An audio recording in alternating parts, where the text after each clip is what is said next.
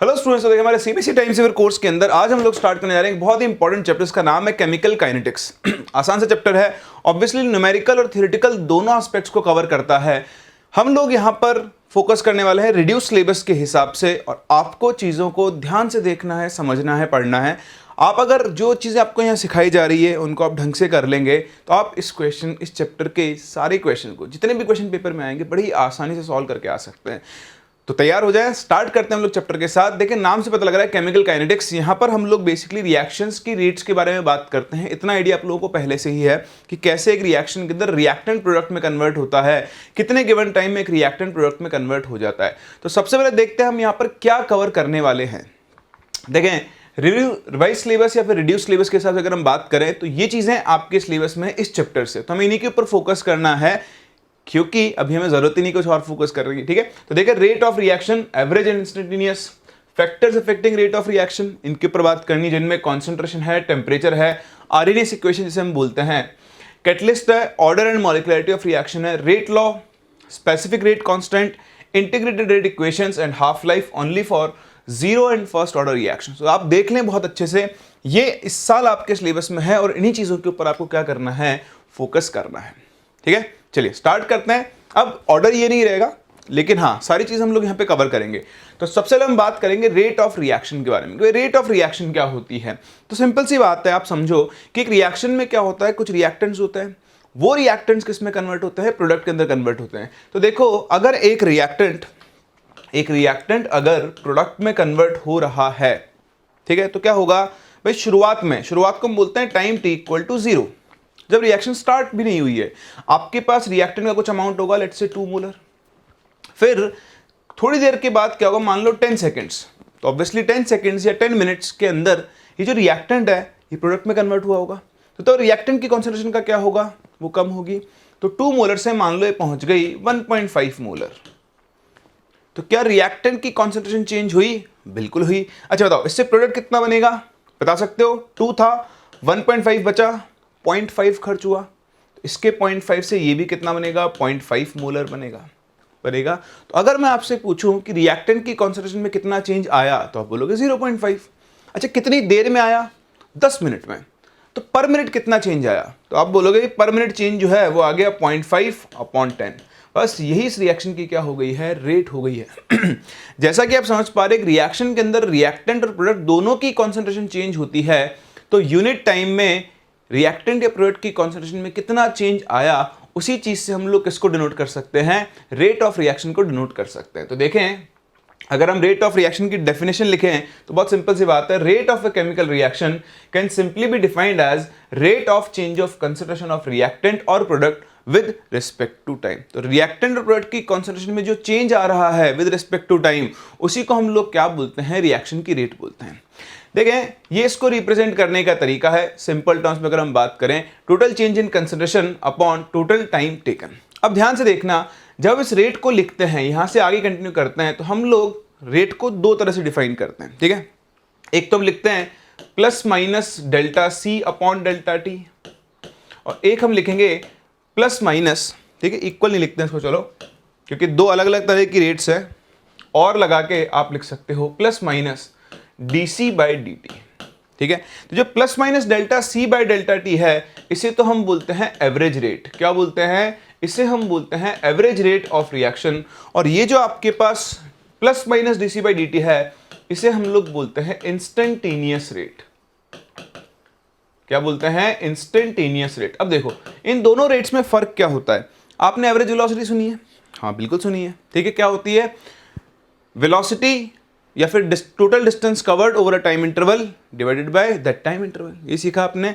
तो average rate की जब आप बात करोगे ना, एवरेज रेट, तो एवरेज रेट क्या होती है? Average rate is simply rate of reaction defined over और टाइम इंटरवल। कि गिवन टाइम इंटरवल में रिएक्शन की जो रेट रही होगी उसे हम लोग क्या बोलते हैं, उसकी एवरेज रेट बोलते हैं। तो देखो, अगर मैं आपसे एवरेज रेट की बात करूं तो उसे मैं सिंपली लिख सकता हूं delta C upon delta T, या फिर आप इसे C2 minus C1 upon T2 minus T1। जैसे हमने भी देखा था, 0 मिनट पे कॉन्सेंट्रेशन 2 मोलर थी, और 10 मिनट के बाद 1.5 थी, तो 10 मिनट के इंटरवल में कंसंट्रेशन में नेट चेंज कितने का आया, 0.5 का। तो वो इस रिएक्शन की एवरेज रेट को दिखाएगा। अब देखो मैं बार बार यहाँ पे प्लस और माइनस लगा रहा हूँ। ये प्लस और माइनस का कंसेप्ट क्या है आप खुद समझ सकते हैं कि इस रिएक्शन में रिएक्टेंट की कॉन्सेंट्रेशन कम हो रही है, तो उसका जो चेंज है वो क्या आएगा, नेगेटिव आएगा। लेकिन रिएक्शन की रेट कभी भी नेगेटिव नहीं हो सकती, इसलिए हम माइनस साइन पहले ही लगा रहे हैं। तो ये जो हम माइनस लगा रहे हैं यहाँ पर या यहाँ पर कहीं पर भी देख लो, ये किसके लिए होता है, रिएक्टेंट के लिए। किसके लिए होता है, रिएक्टेंट के लिए होता है ये नेगेटिव साइन। और वहीं पे अगर आप देखो प्लस साइन, तो ये प्लस साइन किसके लिए होता है, प्रोडक्ट के लिए। ऐसा क्यों होता है, क्योंकि टाइम के साथ साथ प्रोडक्ट की कॉन्सेंट्रेशन क्या होती है, इंक्रीज होती है, और रिएक्टेंट की कॉन्सेंट्रेशन क्या होती है, डिक्रीज होती है। बोलो बात समझ में आ रही है आपको। तो आप ध्यान रखें, जब हम रेट ऑफ रिएक्शन लिखते हैं तो हम पॉजिटिव नेगेटिव साइन यूज करते हैं। पॉजिटिव साइन प्रोडक्ट्स के लिए और नेगेटिव साइन हम किसके लिए यूज करते हैं, रिएक्टेंट्स के लिए यूज करते हैं। चलिए बहुत ही बढ़िया, तो ये हो गई एवरेज रेट, ठीक है। अब हम आते हैं इंस्टेंटेनियस रेट पर। तो अगर मैं आपसे इंस्टेंटेनियस रेट की बात कर रहा हूं तो देखो इंस्टेंटेनियस रेट क्या होती है।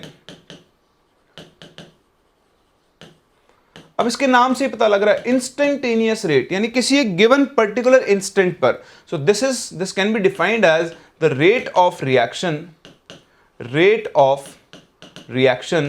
Defined at a particular instant. किसी गिवन फिक्स्ड इंस्टेंट पर अगर आपको रिएक्शन की रेट बतानी है, जैसे हमने पिछला केस देखा था 2 मोलर वाला 10 मिनट वाला, अगर आपको एग्जैक्टली 10 मिनट पर रेट बतानी है, किस पर, 10 मिनट पर, तो वो जो रेट बनेगी उसे हम लोग उसकी कौन सी रेट बोलते हैं, इंस्टेंटेनियस रेट बोलते हैं। तो देखें जो आपकी इंस्टेंटेनियस रेट होती है उसे आप डिफाइन करते हो by plus minus DC by D. और इतना तो आप लोग मैथ्स में सीख चुके हो कि जो dc बाई dt होता है ये किसके इक्वल होता है, this is equal to slope of concentration time graph, ठीक है। तो अगर आप इंस्टेंटेनियस रेट डिफाइन कर रहे हो तो जो इंस्टेंटेनियस रेट होती है वो plus minus DC by D होती है, और एवरेज रेट जो होती है वो delta C upon delta T होती है। एक बार आप कॉपी करें, फिर इन चीजों को मैं आपको ग्राफ से भी एक्सप्लेन करता हूं। चलिए बढ़ते देखें आगे, और अब ग्राफ से देखते हैं। जो मैंने आपसे कहा ग्राफ से आपको इंटरप्रेट करना आना चाहिए। तो अगर आप तो वहीं पे बनाना जहां आपने एवरेज और इंस्टेंटेनियस लिखा है, मेरे पास जगह कम थी, तो यहां पर आप देखें अगर मैं आपसे एवरेज रेट की बात करूं तो इसके लिए हम एक ग्राफ बना रहे हैं। Graph is between concentration and time है। तो अगर उस ग्राफ को देखें, मैं आपसे ग्राफ बनाता हूं, देखो ध्यान से देखना। मान लो मेरा ग्राफ है कुछ इस तरह का। क्या मुझे बता सकते हो ये ग्राफ रिएक्टेंट के लिए है या फिर प्रोडक्ट के लिए है? मान लो यहां से स्टार्ट हो रहा है, हाँ ये ग्राफ रिएक्टेंट के लिए। क्यों? क्योंकि देखो टाइम के साथ साथ कंसंट्रेशन क्या हो रही है, डिक्रीज हो रही है। ऐसा तो रिएक्टेंट के लिए होता है। अगर टाइम के साथ साथ कंसंट्रेशन इंक्रीज हो तो वो किसके लिए होगा, बिल्कुल वो होगा प्रोडक्ट के लिए। तो एक तो ये चीज आपको ध्यान रखनी है कि ग्राफ देखकर आपको खुद को पहचानना आना चाहिए कि भैया ये ग्राफ जो है ना वो किसके लिए है, रिएक्टेंट के लिए है या फिर प्रोडक्ट के लिए। अच्छा चलो आगे बढ़ते हैं, ध्यान से देखना। मान लो ये एक टाइम है t1 और ये दूसरा टाइम है t2। मुझे t1 से t2 के बीच में इस रिएक्शन की एवरेज रेट निकालनी है। तो मुझे कुछ नहीं करना, कुछ भी नहीं करना। यहां से आप एक लाइन ड्रॉ करो जो इस ग्राफ को कट करेगी, वहां से आपको उसकी करस्पॉन्डिंग कंसंट्रेशन मिलेगी C1। सिमिलरली यहां से लेकर जाओ, ये मिलेगी आपको C2। ये तो आपको दिख ही गया है कि ये जो ग्राफ बनाया गया है ये ग्राफ रिएक्टेंट के लिए है। किसके लिए है, रिएक्टेंट के लिए। तो अब अगर आप इसकी एवरेज रेट लिखना चाहते हो तो बहुत सिंपल है, एवरेज रेट क्या होगा, माइनस। माइनस क्यों? क्योंकि रिएक्टेंट है ना, delta C upon delta T. तो देखो माइनस साइन के साथ डेल्टा सी हो गया C2 minus C1 upon time कितना हो गया T2 माइनस टी। तो आप खुद देख पा रहे हो C2 की वैल्यू C1 से कम है, ये वैल्यू नेगेटिव आएगी, नेगेटिव नेगेटिव पॉजिटिव, और आपको इस रिएक्शन की क्या मिल जाएगी, रेट मिल जाएगी। कर सकते हैं, समझ में आया? चलिए अब अगर इसकी जगह आप इंस्टेंटेनियस रेट की बात करो, ठीक है, तो मैं फिर से आपके सामने कंसंट्रेशन टाइम ग्राफ बना रहा हूं। ये है कंसंट्रेशन और ये है टाइम, ठीक है। चलिए ग्राफ बनाते हैं फिर से, कुछ इसी नेचर का ग्राफ है, फिर से रिएक्टेंट के लिए।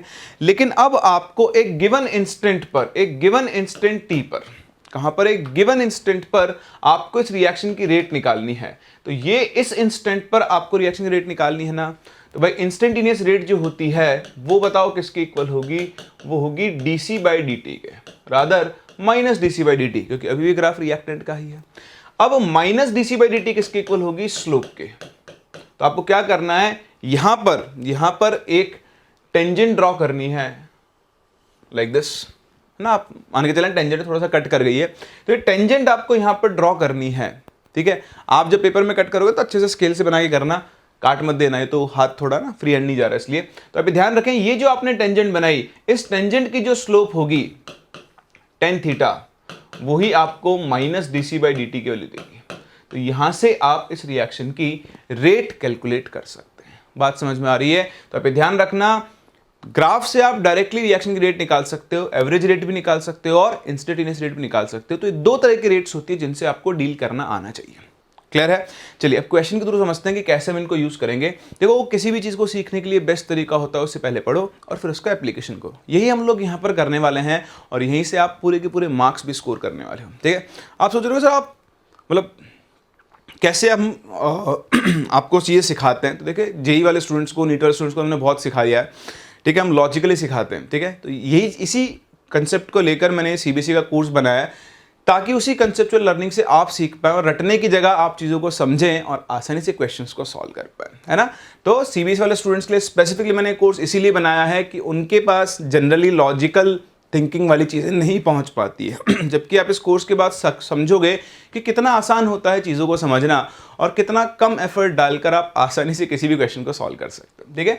चलिए, बेसिक क्वेश्चन है, from the concentration of R that is reactant, अलग अलग टाइम पर आपको एवरेज रेट ऑफ रिएक्शन निकालनी है। सो फॉर फर्स्ट 30 सेकंड, तो आप देखो ये 0 है 30 है, तो आपको पूरा 0 से 30 का टाइम इंटरवल दे दिया है। डेटा प्रोसेस करो, बताओ ये किसकी कॉन्सेंट्रेशन दी हुई है आपको, हाँ रिएक्टेंट की। ठीक है? तो आपको 0 से 30 के बीच में एवरेज रेट निकालनी है। तो यह जो एवरेज रेट होगी वो किसकी हो जाएगी, रिएक्टेंट, इसलिए माइनस C2 यानी C30 माइनस C1 यानी C0 अपॉन टाइम कितना हो गया 30 माइनस 0। देखो हो गया क्वेश्चन सॉल्व। बताओ 30 पे कंसंट्रेशन कितनी है 2.5, 0 पे कितनी थी माइनस 160। ध्यान से पढ़ो, इसने इंटू 10⁻³ भी किया हुआ है, तो दोनों से 10⁻³ कॉमन आ जाएगा, आप ये गलती कर सकते हो। Divided by 30 minus 0 is 30। इस वैल्यू को हम लोग सॉल्व कर लेंगे तो हमें इस रिएक्शन की क्या मिल जाएगी, एवरेज रेट मिल जाएगी। कर सकते हैं, आसान है। कभी कभी 1 मार्क का क्वेश्चन ऐसा पूछ सकता है, कोई बड़ी बात नहीं।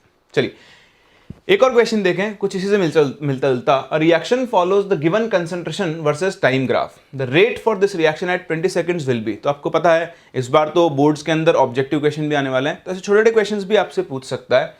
ये कह रहा है कि rate of this reaction at 20 seconds. तो पहली चीज तो आपको क्लियर हो गई होगी एट 20 सेकंड लिखने पर कि भैया आपसे ये इंस्टेंटेनियस रेट की बात कर रहा है। तो देखो 20 सेकंड पर आप देखोगे तो 20 सेकंड पर ये टेंजेंट दी हुई क्या, नहीं, ये टेंजेंट है ही नहीं। अब आपको एक टेंजेंट ड्रॉ करनी पड़ेगी 20 सेकंड्स पर। तो ध्यान से देखें, अप्रोक्सीमेटली ये इसको 0.35 पे कट कर रहा है और यहां अप्रोक्सीमेटली मिडिल में आ रहा है 50 सेकंड्स पर, आ रहा है ना। तो बस आपको अगर यहां पर रेट निकालनी है तो आपको कुछ नहीं करना, जो इंस्टेंटेनियस रेट की आप बात करो एग्जैक्टली 20 सेकंड पर, तो वो किसके इक्वल होगी, डीसी बाई dt के। बताओ ग्राफ रिएक्टेंट का, प्रोडक्ट का, रिएक्टेंट का है ना, तो यहां आएगा माइनस साइन। तो यही इस रिएक्शन की रेट है जो एक्चुअली इस ग्राफ की किसके बराबर होगी, स्लोप। तो स्लोप निकालो, स्लोप जो होगी वो होगी tan थीटा के इक्वल, tan थीटा। तो ध्यान से देखें, यहां पर आपको एक ट्राइंगल बनता हुआ दिखाई दे रहा है, ये वाला triangle.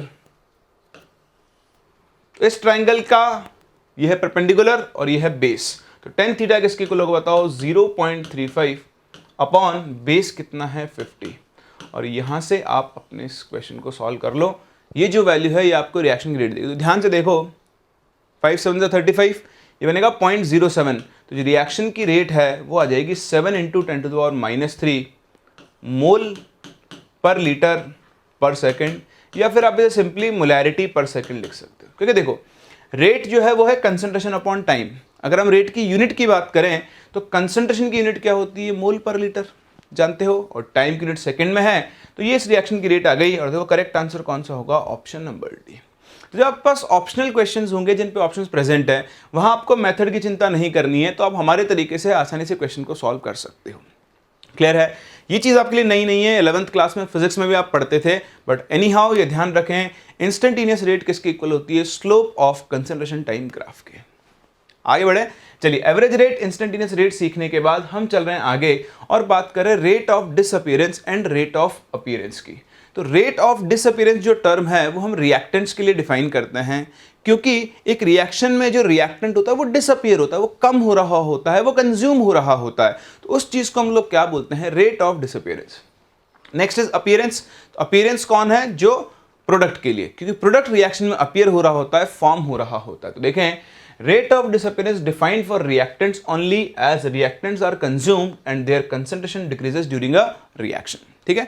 Similarly rate of appearance जो टर्म है वो हम किसके लिए यूज करते हैं? प्रोडक्ट के लिए। तो आपने देखा था कि मैंने भी थोड़ी देर पहले रेट लिखी थी, तो अगर आप रेट ऑफ रिएक्शन लिखो, रेट ऑफ रिएक्शन अगर आप लिखो तो वो हो जाएगी किसके इक्वल? Minus dc/dt। तो जो माइनस साइन लगाया ये रिएक्टेंट के डिसअपीयरेंस को दिखा रहा है। अगर मैं प्रोडक्ट के टर्म्स में रेट ऑफ रिएक्शन लिखूंगा, प्रोडक्ट के टर्म्स में रेट ऑफ रिएक्शन अगर मैं लिखूं तो वो किसके इक्वल हो जाएगी? Plus dc/dt। तो ये दो टर्म्स है जिनका मतलब आपको पता होना चाहिए कि रेट ऑफ अपीयरेंस और रेट ऑफ डिसअपीयरेंस। तो नाम से दिख रहा है, रिएक्टेंट गायब होगा तो उसके लिए डिसअपीयरेंस, और प्रोडक्ट आएगा तो उसके लिए क्या बनेगी? Rate of appearance. चलिए, बहुत ही अच्छी बात है, और चलते हैं थोड़ा आगे। ये देखें, डिफरेंशियल रेट लॉ, ये बहुत बहुत बहुत इंपॉर्टेंट है। एक गिवन रिएक्शन के लिए आपको डिफरेंशियल रेट लॉ लिखना आना चाहिए। डिफरेंशियल रेट लॉ क्या है? तो ध्यान से सुने। मान लो आपके पास कोई एक रिएक्शन है N1A प्लस N2B, ये दो रिएक्टेंट्स हैं जो आपस में रिएक्ट करके N3C प्लस N4D बनाते हैं। ठीक है। अब अगर इस रिएक्शन के लिए मैं रेट ऑफ रिएक्शन लिखूं, रेट ऑफ रिएक्शन, ठीक है, तो देखो ये क्या बनती है? ये बनती है equal to -1/N1 into dA/dt। ठीक है। अभी मैं सारी इंस्टेंटेनियस रेट यूज कर रहा हूं, आप चाहो तो एवरेज रेट भी यूज कर सकते हो। ये किसके इक्वल बनेगा? -1/N2 into d/A/dt। This will be equal to +1/N3 into d/C/dt is equals to +1/N4 into d/dt। ठीक है। तो ये एक रिएक्शन है और ये उस रिएक्शन की रेट को लिखने का क्या है? तरीका है ना। तो ये रिएक्शन है, ये इनके कोएफिशिएंट है, और ये डिफरेंशियल रेट लॉ है जो आपको पता होना चाहिए। तो ये जो एक्सप्रेशन बना इसी को हम लोग क्या बोलते हैं? डिफरेंशियल रेट लॉ, या फिर आप इसे सिंपल रेट लॉ बोल सकते हो डिफरेंशियल फॉर्म के अंदर। अच्छा, ये है इंस्टेंटेनियस की फॉर्म में। अगर आप चाहो तो इसे एवरेज की फॉर्म में भी लिख सकते हो, ज्यादा फर्क नहीं पड़ेगा। आपको दिख रहा है साफ साफ कि रेट ऑफ रिएक्शन जो है वो किसके इक्वल होगा? -1/N1 into ΔA/ΔT, square bracket concentration को दिखाता है। अब ये एवरेज फॉर्म में है। This will be equal to -1/N2 into ΔB/ΔT। This will be equal to +1/N3 into ΔC/ΔT, and this will be equal to +1/N4 into ΔD/ΔT। तो चाहे आप एवरेज फॉर्म में लिखो चाहे इंस्टेंटेनियस फॉर्म में लिखो, ये आपके पास क्या होता है? डिफरेंशियल रेट लॉ कहलाता है। अब ध्यान से सुनना, बहुत ध्यान से, यहां आपको दो टर्म्स पे फोकस करना है। अगर मैं यहां पर लिख रहा हूं -1/N1 इंटू dA/dt, तो ध्यान देना ये चीज दिखाती है रेट ऑफ रिएक्शन को। किसको दिखाती है? रेट ऑफ रिएक्शन को। अगर आप ध्यान दें, मैं यहां पे सिर्फ -dA/dt लिख रहा हूं। क्या लिख रहा हूं? सिर्फ -dA/dt। तो ये चीज को हम बोलते हैं रेट ऑफ, देखो ए रिएक्टेंट है या प्रोडक्ट है? रिएक्टेंट है, कंज्यूम होगा, तो सिर्फ -dA/dt को हम बोलते हैं रेट ऑफ डिसअपीयरेंस ऑफ ए। तो ये दो टर्म्स में आप डिफरेंस समझें। जब आप कोएफिशिएंट से डिवाइड कर देते हैं -dA/dt को, है ना, रेट ऑफ डिसअपीयरेंस को, तो मिलती है आपको रेट ऑफ रिएक्शन। तो जब भी कभी भी कोएफिशिएंट्स इन्वॉल्व हैं, आपको सबसे पहले ये लिखना आना चाहिए, और इनके ऊपर बेस्ड क्वेश्चंस कई बार आपसे डायरेक्टली पूछ लिए जाते हैं। तो आप इसे कॉपी करो, फिर हम इसके ऊपर क्वेश्चंस को डिस्कस करते हैं। चलिए तो बढ़ते देखें आगे और स्टार्ट करते हैं क्वेश्चंस के साथ। देखें पहला क्वेश्चन जो आपको एक्चुअली इसको यूज करना सिखाएगा, एनसीईआरटी का इन टेक्स्ट क्वेश्चन है, बहुत ही आसान है, आसानी से आप इससे डील कर सकते हो। कह रहा है the decomposition of N2O5 in CCl4 at 318 Kelvin has been studied by monitoring the concentration of N2O5 in solution। ठीक है, initially the concentration of N2O5 is 2.33 mole per liter and after 184 minutes it is reduced to 2.08 mole per liter। The reaction takes place according to this reaction आपको दी हुई है। Calculate the average rate of this reaction in terms of hours, minutes and seconds।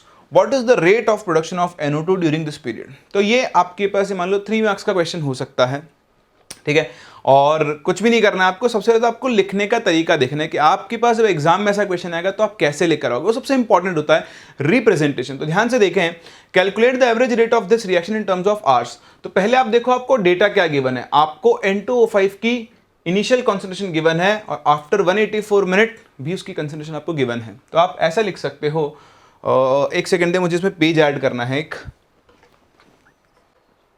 चलिए तो देखें, आप सबसे पहले देखो गिवन, ठीक है, क्या क्या आपको यहां पर गिवन है।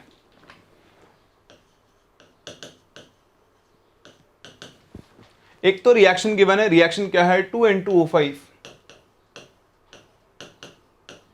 gas gives what 4NO2 gas plus O2 gas. ठीक है, ये आपको गिवन है। अब आप डेटा बताओ कि इनिशियली, या तो आप इनिशियली लिख दो, तो इनिशियली का मतलब कितना हो गया, टाइम t इक्वल टू 0।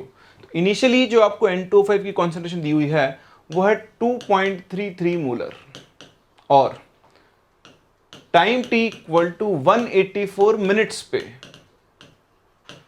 जो आपको इसकी कॉन्सेंट्रेशन दी है, it is reduce to 2.08 mole per litre, जिसे आप मोलर भी लिख सकते हो। ठीक है, ये डेटा आपको गिवन है। पूछा क्या है, calculate the average rate of this reaction in terms of hours. तो पहले आप लिखोगे कि as we know that average rate of reaction in terms of reactant will be, बताओ क्या आ जाएगी, रिएक्टेंट से देखो माइनस साइन आएगा और क्या आएगा, delta C upon delta T। ठीक है, तो आपको minus delta C upon delta T use करना है, या फिर आप चाहो तो इसे minus of C2 minus C1 upon T2 minus T1 लिख सकते हो ना। अब आपको सबसे पहले बतानी है इन टर्म्स ऑफ आवर्स। तो देखिए, first is in terms of hours ले लेते हैं, चलो आवर्स ले लेते हैं पहले। ठीक है, तो आपके पास टाइम गैप कितना है, देखो अगर आप डेल्टा टी की बात करो, जो टाइम इंटरवल है delta T is equals to कितना बन गया, 184 मिनट्स। और बताओ मिनट्स को आप बदलो आवर्स में, तो आप इसे डिवाइड कर दोगे 60 से।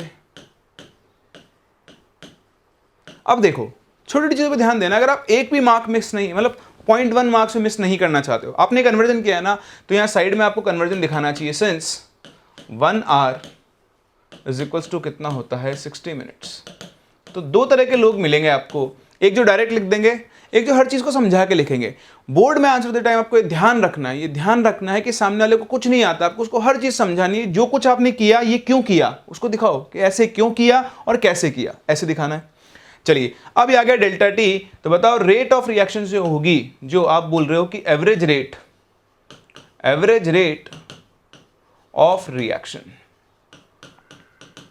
सही है। अब देखो आपको रेट ऑफ रिएक्शन बतानी है, आपको कंसंट्रेशन चेंज किसका पता है, N2O5 का, तो आप लिखोगे -1/2 into delta N2O5 upon delta T. तो बस आ गया आपका आंसर 1/2 इनटू, देखो माइनस साइन तो इसकी कंसंट्रेशन चेंज में चला जाएगा, तो आप चाहो तो लिख लो, माइनस लगा दो, minus C2 minus C1, so 2.08 minus 2.33 divided by, बताओ टाइम टेकन कितना है, टाइम टेकन है आपके पास 184/60 आवर्स, सो 184 डिवाइडेड बाय 60, ये ऊपर चला जाएगा तो ये बन जाएगा, देखो 60/184, 2 से कैंसिल करोगे तो ये बनेगा 30/184 इनटू, देखो ये नेगेटिव वैल्यू आएगी तो आ गया 0.25, सो 0.25, इस वैल्यू को हम लोग सॉल्व कर लेंगे तो हमें इस रिएक्शन की रेट मिल जाएगी किसमें, मोल पर लीटर पर आवर में।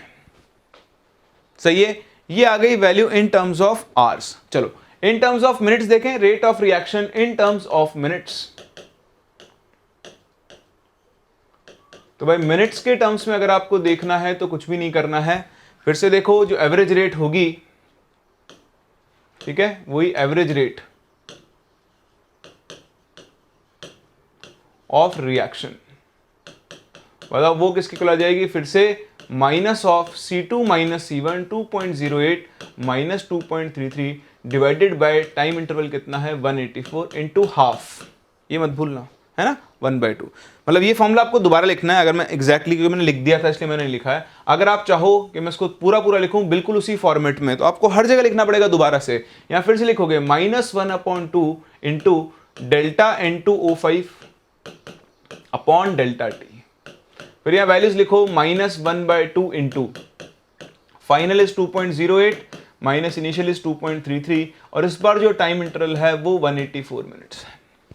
तो यहां से जो वैल्यू आएगी वो किस में आएगी, मिनट्स में आएगी। अब हाँ सेकंड्स में, तो अगर आप सेकंड्स में भी इसको लिखना चाहते हैं तो सेकंड्स में कैसे लिखोगे, फिर से देखो इतने से गैप को यूज कर लेता हूं, आपके पास पेज में जगह है, बस मेरा काम आपको सिखाने का है, तो ध्यान से देखें।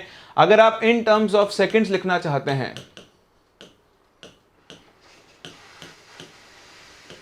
तो दो तरीके हैं, फिर इसी तरह पूरा दिखाओ, या फिर ऐसे कर सकते हो, मिनट में है रेट, मिनट वाली रेट को आप किस में कन्वर्ट कर दो, सेकंड्स के अंदर। तो आप ध्यान से देखें, ये रेट थी मिनट्स में, इसकी जो यूनिट आएगी वो आएगी मोल पर लीटर पर मिनट।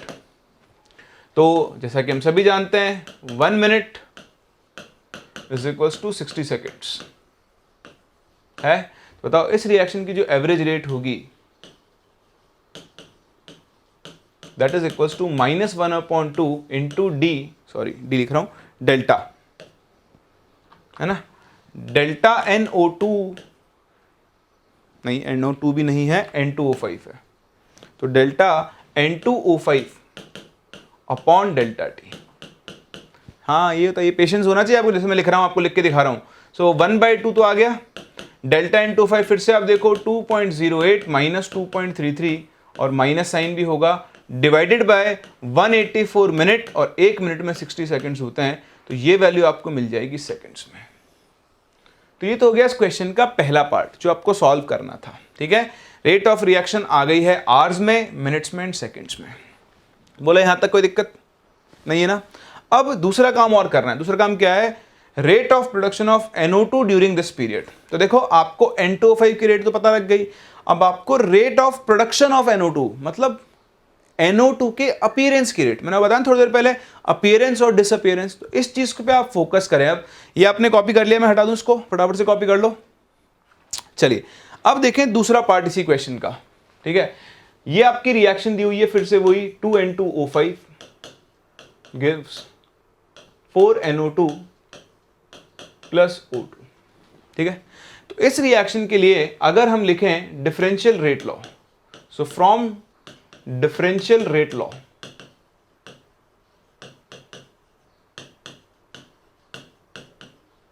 आप डिफरेंशियल रेट लॉ लिख रहे हो तो आपको बताना पड़ेगा आप कहां से लिख रहे हो। तो अगर हम रेट ऑफ रिएक्शन लिखें,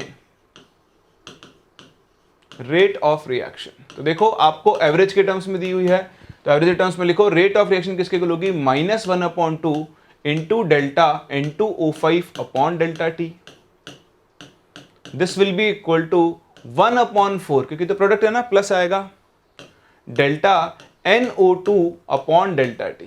आप चाहो तो पूरा लिख सकते हो, लेकिन अभी आप क्वेश्चन को देखो, मुझे N2O5 को NO2 से रिलेट करना है, क्योंकि N2O5 का डेटा तो मैंने निकाल लिया है।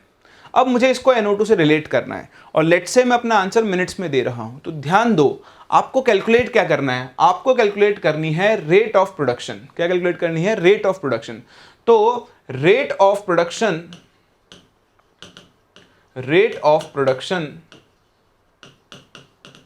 ऑफ NO2 जो होगी वो delta NO2 upon delta T. ये चीज बहुत इंपॉर्टेंट आपको समझनी है। जब आप कोएफिशिएंट से डिवाइड कर देते हो तब तो आपको मिलती है रेट ऑफ रिएक्शन, और जब आप कोएफिशिएंट से डिवाइड नहीं कर रहे हो तब आपको क्या मिलती है? रेट ऑफ प्रोडक्शन या फिर rate of consumption, appearance and disappearance. समझ रहे हो?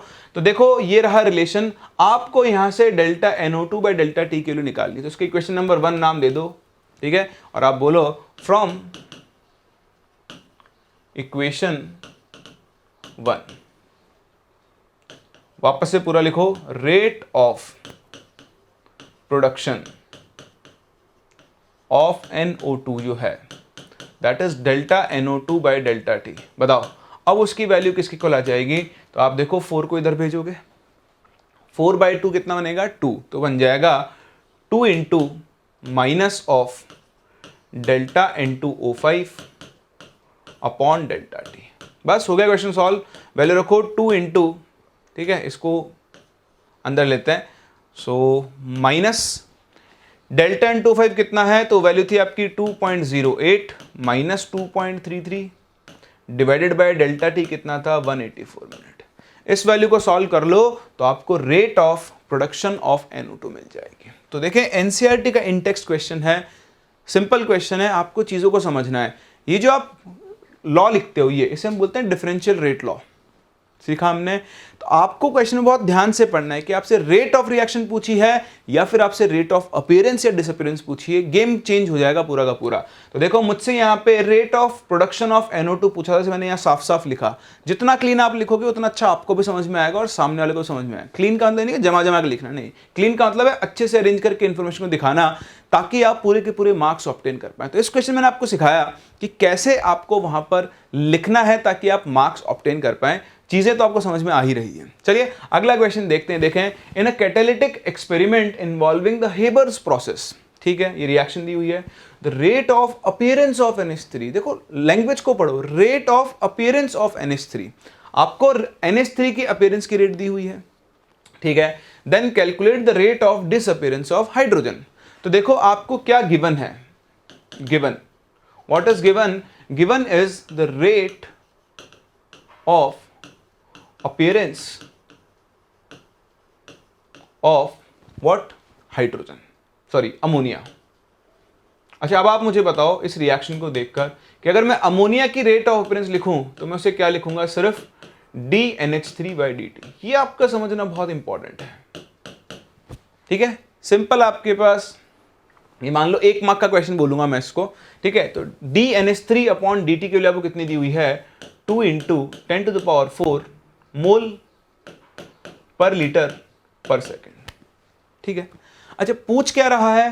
पूछ आपसे रहा है, तो व्हाट इज आस्क्ड, चाहो तो आप वो भी लिख सकते हो, बट वो तो मैं आपके लिए बता रहा हूं, आपको वहां लिखने की जरूरत नहीं पड़ेगी, तो रहने देते हैं, ठीक है। क्या पूछ रहा है? Rate of disappearance of hydrogen. अब बताओ अगर आप rate of disappearance of hydrogen लिखो तो rate of disappearance of hydrogen किसके इक्वल बनेगी? Of hydrogen.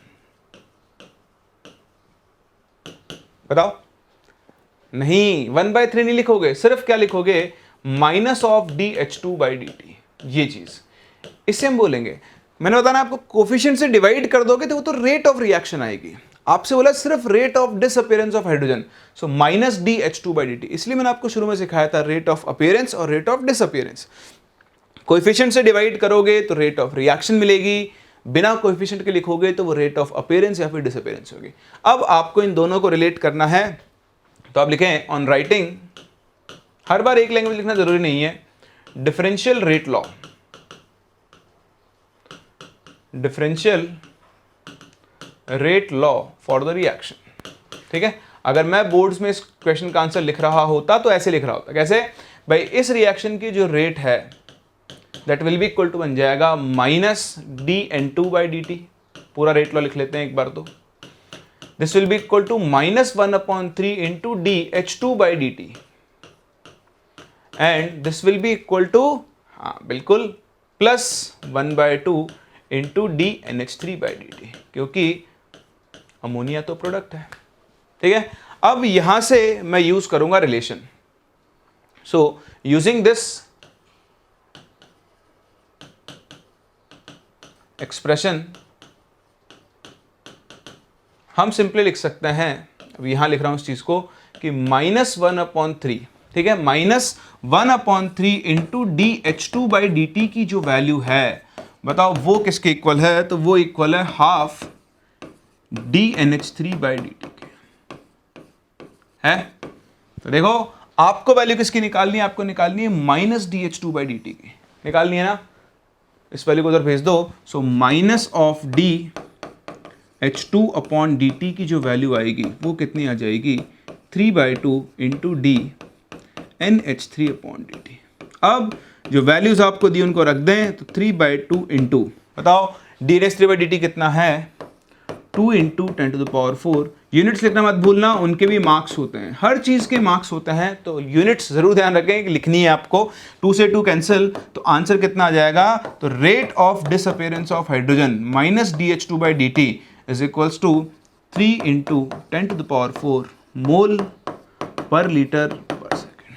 ये आपके क्वेश्चन का आंसर होगा। वैसे मैं आपको बताऊं, अभी भी अगर आपको कोई गुंजाइश ही नहीं छोड़नी है मार्क्स कटवाने की, तो यहाँ पे आपको लिखना चाहिए ये। कैसे लिखोगे? ऐसे लिखोगे, है ना। फाइनल आंसर कैसे देकर आऊंगा मैं? ऐसे देकर आऊंगा फाइनल आंसर। ध्यान से देखना कि मैं अब लिखूंगा rate of disappearance of hydrogen is 3 into 10⁴ mole per litre. समझ रहे हैं मेरी भावनाओं को? अब मुझे मार्क्स काट के दिखा दो भाई। जो कुछ है आपने जो अपने दिमाग में चल रहा है उसको पेपर पे लिखना सीखो। दिस इज बोर्ड्स, और आप आसानी से क्वेश्चंस को सॉल्व करना तो मैं आपको सिखा ही रहा हूँ, तरीके से लॉजिक तो दे ही रहा हूँ, लिखना कैसे है वो भी मैं आपको साथ साथ सिखा रहा हूँ, उसी पे आपको एक्स्ट्रा काम करना होता है। क्लियर है? चलिए, तो ये हुई बात रेट ऑफ रिएक्शन की, रेट लॉ की, रेट ऑफ अपीयरेंस की और रेट ऑफ डिसअपीयरेंस की। कई बार आपसे ऐसे क्वेश्चन से पूछ लेता है जहां पर गैसेस के लिए कंसंट्रेशन की जगह आप क्या यूज कर लेते हो? प्रेशर। तो देखो हम सभी जानते हैं कि अगर हम गैसेस की बात कर रहे हैं, गैसेस, तो गैसेस पर हम idol gas equation PV = nRT लगा सकते हैं। अब यहां से अगर हम वॉल्यूम को इधर भेज दें तो देखो P = क्या बन जाएगा? N/V × RT। N है मोल्स, V है वॉल्यूम। मोल्स अपॉन वॉल्यूम होती है कंसंट्रेशन। तो गैसेस के लिए हम P = क्या लिख सकते हैं? CRT। यहां पर C जो है वो है मोलैरिटी, मोल्स अपॉन वॉल्यूम। तो मैं कहना ही चाहता हूं कि एक्चुअली आप क्या कर सकते हो, जो भी आप रेट लॉ कंसंट्रेशन के टर्म्स में लिख रहे थे उसको एग्जैक्टली और डायरेक्टली आप प्रेशर के टर्म्स में भी लिख सकते हो। मतलब एक गिवन गैसियस रिएक्शन के लिए, मान लो मेरे पास एक गैसियस रिएक्शन है N1A gas and gives N2B gas. ठीक है, तो यहां पर आपको कुछ भी नहीं करना, सिंपल अगर आप रेट ऑफ रिएक्शन लिखना चाहते हो इन टर्म्स ऑफ प्रेशर, तो कुछ एक्स्ट्रा नहीं करना, सिंपल आप लिखना है वही रिएक्टेंट है A, तो -1/N1। इस बार आप कंसंट्रेशन की जगह A के प्रेशर में चेंज देखोगे and this will be equal to +1/N2। B की भी कंसंट्रेशन की जगह आप किस में चेंज देखोगे? प्रेशर में चेंज देखोगे। तो जैसे आपने कंसंट्रेशन के टर्म्स में लिखा वैसे ही आप यहाँ प्रेशर के टर्म्स में लिख सकते हो। अगर प्रेशर ATM में है तो रेट की जो यूनिट बनेगी वो बनेगी ATM/सेकेंड। बार में है तो बार पर सेकेंड, पास्कल में है तो पास्कल पर सेकेंड। यानी कुछ एक्स्ट्रा नहीं करना। अगर आपको डेटा प्रेशर के टर्म्स में दिया है तो आप डायरेक्टली प्रेशर को भी यूज कर सकते हो। तो कुछ याद बात नहीं रखना है, बहुत आसान है, आप कर दोगे। देखो इस क्वेश्चन के थ्रू ट्राई करो इस क्वेश्चन को। चलिए, तो आई होप आपने बहुत आराम से इस क्वेश्चन को सॉल्व कर लिया होगा। देखो कुछ भी नहीं है इसमें, ना catalytic experiment involving the Haber's process at 900 kelvin. ठीक है, N2 + 3H2 gives 2NH3 reaction आपको दी हुई है। If the pressure of hydrogen changes from 10 atm to 4 atm in 1 minute, then calculate rate of reaction in atm per second and rate of appearance of ammonia, दो चीजें आपको यहां पर निकालनी है, ठीक है। तो सबसे पहले आप क्या करोगे, आप इस रिएक्शन के लिए लिखोगे कि फॉर द रिएक्शन, तो आपकी रिएक्शन क्या है, सबसे पहले जो बात करो वो है N2, है ना, ये सब गैसेज हैं, उसने लिखा नहीं है, प्लस 3H2 गिव्स 2NH3, ठीक है। अगर आप रेट ऑफ रिएक्शन लिखो, रेट ऑफ रिएक्शन, तो वो क्या लिखोगे, देखो माइनस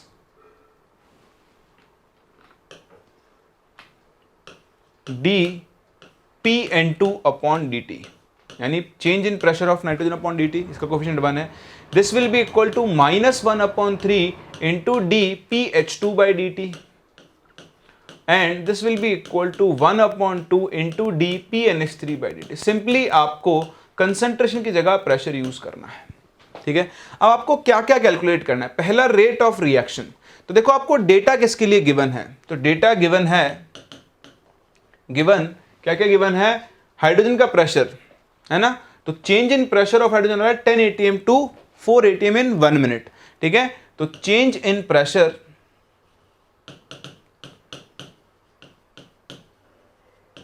ऑफ हाइड्रोजन तो कितने का हो गया, देखो 4 - 10 दैट इज -6 atm, ठीक है।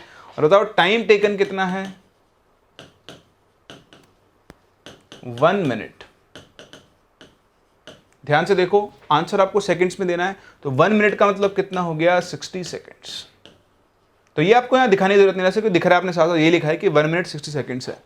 तो अभी अगर आप इस रिएक्शन की रेट लिखना चाहते हो, तो रेट ऑफ रिएक्शन पहली चीज तो बताओ वो तो किसकी इक्वल हो जाएगी, हाइड्रोजन के टर्म्स में -1/3 इंटू dPH2 बाई dt, तो चेंज कितने का है, -6 अपॉन टाइम कितना लगा है, 60 सेकंड। अब आप देखो डेटा पढ़ के मुझे दिख रहा है यहां पर कि ये एवरेज रेट की बात कर रहा है, तो आप d की जगह बस यहां पर डेल्टा यूज कर लो, वो ज्यादा बेटर रहेगा। तो बन जाएगा डेल्टा, नीचे भी आप क्या यूज करें, डेल्टा, है ना। थोड़ा लिखने का तरीका बदल दो, क्योंकि कई बार छोटे छोटे पॉइंट्स पे भी मार्क्स कट जाते हैं, तो हम पूरा रिप्रेजेंटेशन भी सही रखें, डेल्टा डेल्टा डेल्टा डेल्टा, ठीक है। बस हो गया क्वेश्चन सॉल्व। ये आ गई रेट ऑफ रिएक्शन, देखो माइनस माइनस प्लस, 3 2 6, ये बन गया 1/30 atm पर सेकेंड, जिसे आप चाहो तो 0.033 भी लिख सकते हो, मैं भी इसी फॉर्म में लिख रहा हूं, पूरा सॉल्व आप कर सकते हो, इतनी मैथ्स तो आपको आती है ना।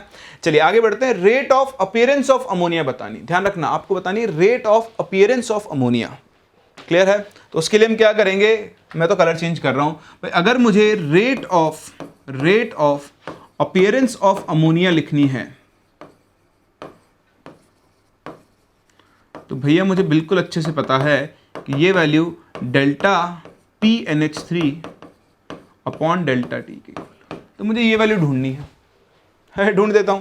देखो मुझे दो तरीके हैं, तो आपको रेट ऑफ रिएक्शन पता है, तो आप इसी को यूज कर लो कि भाई अगर आप रेट ऑफ रिएक्शन लिखो, थोड़ा सा शॉर्ट फॉर्म में लिख रहा हूं, मेरे पास जगह कम है, तो NH3 के टर्म्स में अगर आप इस रिएक्शन की रेट लिखोगे तो बन जाएगी 1/2 into delta PNH3 upon delta T, बोलो बनेगी, दिख रहा है। हर बार आप ऐसे रिलेट करो, जरूरी नहीं है, दिमाग लगाओ, रटना नहीं है कुछ भी, ठीक है। तो आपको रेट ऑफ रिएक्शन लिखो NH3 के टर्म्स में, तो ये बनेगी। अच्छा आपको ये वैल्यू निकालनी है, और बताओ रेट ऑफ रिएक्शन किसके इक्वल है, 1/30 atm पर सेकेंड।